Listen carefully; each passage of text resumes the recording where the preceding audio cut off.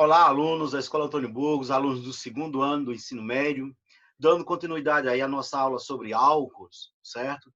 Livro de vocês, página 540, ok? Vamos lá? Vamos dar uma olhadinha aqui. Pessoal, embora o foco inicial não seja as reações orgânicas, mas o livro já vai adiantando, né, algumas ideias relacionadas com reações orgânicas. No caso aí, reações envolvendo álcool, porque estamos vendo álcool.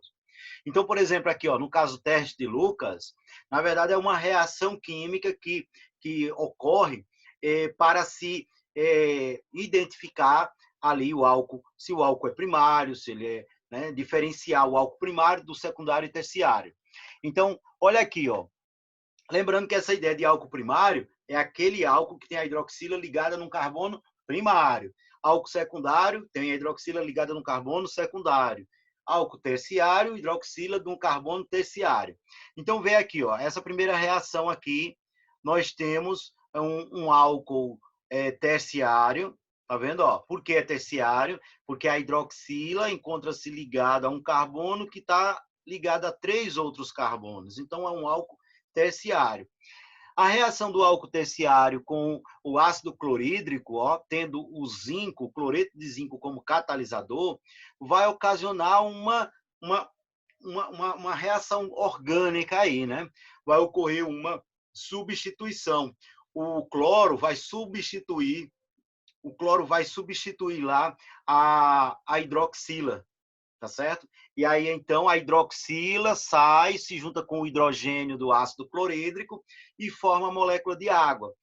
A estrutura, a cadeia carbônica, né, que era antes era do álcool, vai ficar ligada com um cloro, formando assim um outro grupo funcional que nós vamos ver mais adiante, os aletos, né? Os aletos orgânicos. Mas calma, os aletos nós vamos explicar mais adiante, tá ok? Então eu tenho aqui, ó, já no caso de um exemplo com álcool secundário, olha lá, hidroxila ligada a um carbono que está ligado a 2 outros carbonos, não é? Então é um álcool secundário. O álcool secundário vai reagir também com o ácido clorídrico, tendo como catalisador o cloreto de zinco. Olha lá, a mesma reação, uma reação de substituição, você tem lá o hidrogênio do ácido clorídrico, vai ficar no lugar da hidroxila lá que estava na cadeia carbônica. Essa hidroxila vai se juntar com o hidrogênio, formando a molécula de água. E voltando, né? Voltando aí, se for necessário, a gente volta à ideia, olha, o cloro vai substituir lá o hidrogênio, desculpa, vai substituir a hidroxila. Vai ficar no lugar da hidroxila. Então, o cloro vai ficar no lugar da hidroxila e a hidroxila vai se juntar lá com aquele hidrogênio, formando a molécula de água. Ora, teste de Lucas, tá certo? E no caso dos álcools primários, aí não ocorre a reação. Então, é uma forma de distinguir, né? Uma forma de distinguir entre o álcool primário do secundário e terciário. Solubilidade, propriedades físico-químicas. Pessoal, é necessário, além de saber o grupamento funcional daquela tal função orgânica, no caso aqui álcool, é necessário também fazer considerações a respeito das propriedades dessas substâncias. Como, por exemplo, aqui, solubilidade em água, saber se ela é polar, se ela é apolar. Isso é muito frequente em Enem. Então, tem que dar uma olhadinha aqui nesse sentido. Bem, vale a dica. Vamos traduzir, vamos direto ao que interessa. Vale a dica aqui. A solubilidade em água, não é? Ela está associada justamente com a presença de polaridade, grupamentos polares. Então, quanto maior for a presença, né, a participação na estrutura da molécula, quanto maior for a estrutura polar, mais facilmente solúvel em água aquela molécula será. Então, no caso aqui, ó, você tem, ó, fórmula estrutural do colesterol. Tem um grupamento polar? Tem. Olha aqui, a hidroxila. A hidroxila é polar. Lembrando, pessoal, vamos a qualquer informação do livro ou aqui dessas explicações que vocês não estejam compreendendo, entrem em contato, tem a aula ao vivo, tem Tenha lá o e-mail para vocês também mandarem as suas dúvidas. Tudo lá fica bem registradozinho, é legal por isso, tá certo? Aí, então, aqui nós temos, ó, eu tenho o grupamento polar, tenho sim na hidroxila, porque o oxigênio é o segundo mais eletronegativo da tabela periódica. Então, o oxigênio puxa os elétrons para ele, e ele fica negativo, o oxigênio fica negativo, e o outro que perdeu aí temporariamente o elétron vai ficar positivo. Ou seja, teremos polos elétricos, polo positivo, polo negativo aí, né? Mas acontece o seguinte, olha o tamanho da estrutura lá do colesterol. Olha o tamanho da sua estrutura. Essa estrutura todinha aqui, ó, ela é predominantemente apolar, ou seja, sem polos. Aí fica uma parte enorme da molécula sendo apolar, ou predominantemente apolar, e uma pequena porçãozinha polar. Aí o que é que vai predominar? O que tiver em maior quantidade. Ou seja, nós teremos aí uma predominância do caráter apolar no colesterol. Consequentemente, ele não será solúvel em água. Não será solúvel, tá certo? Bem, inclusive o colesterol pertence aí aos lipídios, né? Gordura. E gordura não é solúvel em água. Tá aí a explicação, tá certo? A questão da polaridade. Mas aí, olha a tabela que se encontra na página 541. Na tabela da página 541, nós temos aí alguns outros álcools e a sua referência de solubilidade em 100 gramas de água. Olha lá, metanol, solubilidade do metanol, praticamente infinita, ilimitada. No caso do etanol, a solubilidade do etanol, ilimitada. Já quando nós temos, ó, com o aumento da cadeia carbônica, aí a solubilidade já começa a ter uma limitação. Por quê? Porque cadeia carbônica é apolar, ou seja, não vai ter ponto de interação com a água. Lembra a ideia de solubilidade. A solubilidade é semelhante, vai dissolver o semelhante, ou seja, polar dissolve polar, apolar dissolve apolar. No caso aqui, ó, cadeia carbônica é apolar. Então, quanto maior a cadeia carbônica, maior será a predominância de apolaridade, ou seja, dificultando assim a solubilidade em água. Olha o caso do butano 1,4-diol. Ah, professor, mas aí eu tenho a mesma quantidade de carbonos, mesmo tamanho da cadeia de carbono, e o butano, um ol, tem uma solubilidade limitada, 7,9 gramas em 100 gramas de água. Já o butano 1,4-diol já vai ter uma solubilidade limitada. Por que isso? Porque a partir do momento que ele é um diol, existe, ó, duas hidroxilas, ou seja, 2 pontos de polaridade, 2 pontos de interação plena com a molécula de água. E isso irá favorecer enormemente, né, a solubilidade da substância. Quanto mais, e isso serve para qualquer substância orgânica, pessoal, ó, quanto mais hidroxila, você tem duas moléculas ali aparentemente idênticas em termos de estrutura carbônica. Vamos lá. Qual das duas é mais solúvel? Aquela que tiver mais hidroxilas. Isso ajuda em questões de Enem. Por quê? Porque Enem cobra muito sobre a polaridade das substâncias orgânicas, certo? Aí nós temos lá, ó, pronto, aqui está explicando justamente a questão da polaridade. Olha lá, explicando aqui, pessoal. Não adianta muita correria, não. O bom é entender algo, né? Entender bem. Olha lá, o oxigênio, ele é o segundo elemento mais eletronegativo da tabela periódica. Consequentemente, naquelas ligações covalentes, nos compartilhamentos de elétron, ele estará puxando para si o par de elétrons. Olha lá, tá certo? Ora, de quem ele puxou, perdeu, né? Então, ó, o carbono aqui, ó, perdeu, ficou com um momento polar, um momento positivo. Ó.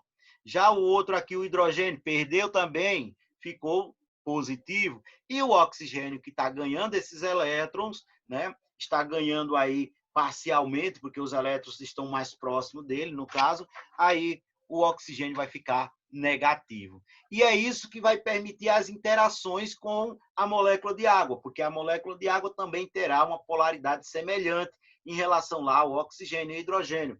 Tanto é que a molécula de água ela faz lá, ó, as tais pontes de hidrogênio, ó. As moléculas de água ficam todas uma amarradinha, uma bem amarradinha à outra, justamente por conta das pontes de hidrogênio que refletem essa interação da polaridade da molécula de água. Oxigênio é negativo, aí atrai o hidrogênio, que é positivo, de uma outra molécula de água. E assim sucessivamente. Aí elas ficam todas amarradinhas por meio das pontes de hidrogênio. Aí está aqui falando a respeito, ó, o texto aqui fala sobre um álcool sólido. Ah, vai existir? Claro que vai existir, né? Primeiro que você tem qualquer substância, a depender da temperatura, de pressão, né? Ela vai poder ficar vai poder mudar seu estado físico, digamos assim. Mas vamos considerar aqui, ó, esses álcools sólidos, porque mesmo na temperatura ambiente nós poderíamos encontrá-lo no estado sólido, porque nós temos aqui uma grande, olha, uma grande área de cadeia carbônica, certo? Ramificada, o que permite uma interação ali, né? Favorecendo esse momento de estado sólido. Em relação à questão de polaridade, ó, eu tenho esse pequeno, uma única hidroxila em meio a uma grande quantidade de carbonos. Não é? Então, isso incluiria aí como sendo uma estrutura predominantemente apolar. No caso aqui, ó, o álcool sólido em questão, do livro de vocês, o 2-octadil-dodecano-1-ol. É um álcool muito utilizado na indústria de cosméticos para a produção de hidratantes e maquiagens. Em virtude de sua longa cadeia carbônica, esse álcool é praticamente insolúvel em água. Olha lá, longa cadeia carbônica e pouca hidroxila, ou seja, só tem uma hidroxila, só tem um ponto de polaridade. Lembra a dica que eu dei agora há pouco? Quanto mais hidroxila, maior a polaridade. No caso aí só tem uma hidroxila. Então isso vai refletir numa insolubilidade lá na água. Ele tem elevada temperatura de ebulição, olha lá, em torno de 234 graus Celsius. Pessoal, temperatura de ebulição vai estar diretamente ligada com a questão da massa molar, não é? Tem aí, tá ligado com a massa molar, porque quanto mais carbonos você tiver naquela cadeia carbônica, maior será a massa molar. E, consequentemente, você terá aí um ponto de ebulição maior. Não é? Olha o caso aqui, ó. Por exemplo, ainda nessa página, tem lá metanol, olha lá, temperaturas de ebulição de álcoois e alcanos correspondentes. Aí eu tenho aqui, ó, a temperatura de ebulição do metanol, 64,6. Do etanol, ó, já tem o lembre, 2 carbonos, já tem um carbono a mais. Então, olha lá que já aumentou. Ó, já aumentou para 78,3. Olha o butanol, tem 4 carbonos, já aumentou mais a massa molar, já foi para 117,7. Ou seja, quanto maior a massa molar, quanto maior a quantidade de carbono, logicamente, maior a massa molar e o ponto de ebulição será também maior. Ou seja, a agitação molecular tem que ser maior para romper as interações de pontos de hidrogênio existentes, liberando assim a substância para o estado gasoso. Já no caso do metano, ó, etano e butano, esses aqui, ó, que eu vou grifar, estou grifando agora, né, esses três, eles não são álcools, eles são hidrocarbonetos. Como é que eu sei, professor, só olhando no nome? Olha lá, hidrocarboneto termina em O, álcool termina em ol. Então, aqui, ó, metano, etano, butano, são hidrocarbonetos. Hidrocarbonetos não tem hidroxila, é carbono e hidrogênio só. Não é? Hidroxila precisa do oxigênio. Então, vê só, pelo fato de só existir aí cadeia carbônica apolar, não existirá a possibilidade de fazer pontes de hidrogênio. consequentemente, as moléculas estão, né, mais soltas umas em relação às outras, né? Não existe pontes de hidrogênio. Ora, como não existe, elas são facilmente liberadas uma em relação às outras. Aí você tem lá, ó, temperatura de ebulição, olha, bem menor, né? Bem menor, 161,5, menos negativo, menos 88,6, menos 0,5. Isso, né, relacionado justamente porque essa diferença é tão grande na temperatura de ebulição, por conta dos pontos de polaridade. Álcool tem pontos de polaridade, e nesses pontos de polaridade vai existir interações entre moléculas, as chamadas interações intermoleculares, fortes, como no caso da ponte de hidrogênio. Certo, pessoal? Vê lá. Equilíbrio ácido-base de álcools. Veja, aqui nós temos o seguinte. Vamos lá, para ir direto ao ponto e não pensar que é um negócio muito difícil. Na classificação de ácidos, de bases, nós temos lá a classificação de arrênios, que é em relação à água, né? Se libera hidrogênio na água, arrênios, ácido de arrênios. Se libera hidroxila na água, aí é base de arrênios. Mas nós temos outras classificações, como, por exemplo, essa questão aqui, ó, de Bronsted-Lowry, né?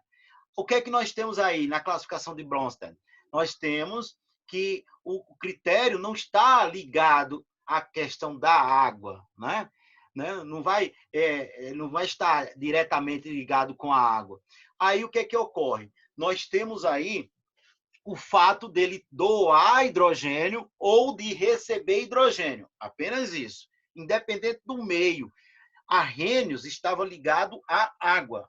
Bronsted fala lá do hidrogênio, né? No caso, o hidrogênio ele se comporta como se fosse um próton, porque quando eu falo o H+, é um próton, na verdade, tá certo? Então, mas aí, voltando, o que é que interessa aqui? Interessa dizer que os álcools ele pode reagir como sendo um ácido de Bronsted ou uma base, a depender de com quem ele está interagindo. Né? Então, olha lá, pelo livro de vocês, ó, os álcools podem atuar como ácidos ou como bases, dependendo do meio reacional, ou seja, de com quem eles estão reagindo. Eles se comportam como ácidos diante de bases fortes e como bases diante de ácidos fortes. Não é? Ou seja, então, se a substância, se o álcool estiver doando o seu hidrogênio, estiver doando o hidrogênio, né, o H+, né, aí o que é que vai acontecer? Ele está se comportando como sendo um ácido. Se por acaso ele estiver recebendo o hidrogênio, o H+, então ele está se comportando como uma base, tá certo? Então aqui, ó, nós temos aqui o pKa, na verdade aqui é a constante, né? A constante de ionização dos ácidos. Aí isso aqui não é interessante a gente comentar nesse momento, tá certo? Porque nós teremos, é ideal que nós vejamos primeiro a questão dos equilíbrios químicos para poder compreender melhor isso aqui. Mas assim, apenas para não deixar em branco, né? Falar que isso aqui tá relacionado com a força de acidez desse ácido. Quanto maior esse valor, maior a força de acidez dele, né? Seria algo nesse sentido, tá ok? Então eu tenho lá, né, que é a constante de ionização, olha, né? Então esse Ka, constante de ionização, certo? Ele vai me dar uma ideia da força desses ácidos. Ok, mas voltando para os álcools, né, especificamente, nós temos a nomenclatura, que inclusive nós já comentamos um pouco sobre isso. Vamos dar uma outra treinada? Não dá para aprender isso tudo de uma vez só. A gente tem que ir treinando. Tem vários momentos nossos que nós vamos nos deparar com essas nomenclaturas, tá certo? Então, por exemplo, aqui, ó, página 543, livro de vocês, tem lá um exemplo de um composto e está pedindo o nome dele. Ora, qual vai ser o nome? Aí eu tenho que determinar a cadeia principal.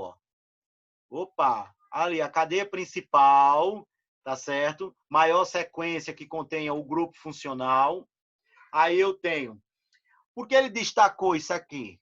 Destacou para mostrar que é um álcool. Por que é um álcool? Hidroxila, ó, lembrando, hidroxila ligada a um carbono saturado, álcool. Bem, aí nós temos o seguinte, tem a cadeia principal, na cadeia principal, o que ficou fora é radical. No momento aí não ficou ninguém fora. Eu digo fora em termos de carbonos, tá certo? Porque aí o que é radical é uma lateralidadezinha de carbono que ficou fora da cadeia principal. No caso aí, nós temos uma sequência única de carbonos, não tem um radical. Aí como fazer a numeração? A numeração é da extremidade, já vimos isso em sala também. A numeração é da extremidade mais próxima do grupo funcional. Aí vai ficar aqui, ó, carbono 1, carbono 2, carbono 3, carbono 4 e carbono 5. Extremidade mais próxima do grupo funcional, eu começo a minha numeração. Por isso que está aqui do lado, ó, errado, porque nessa outra que ele cortou aí, está mostrando que ele tinha começado a numeração do outro lado. Está errado.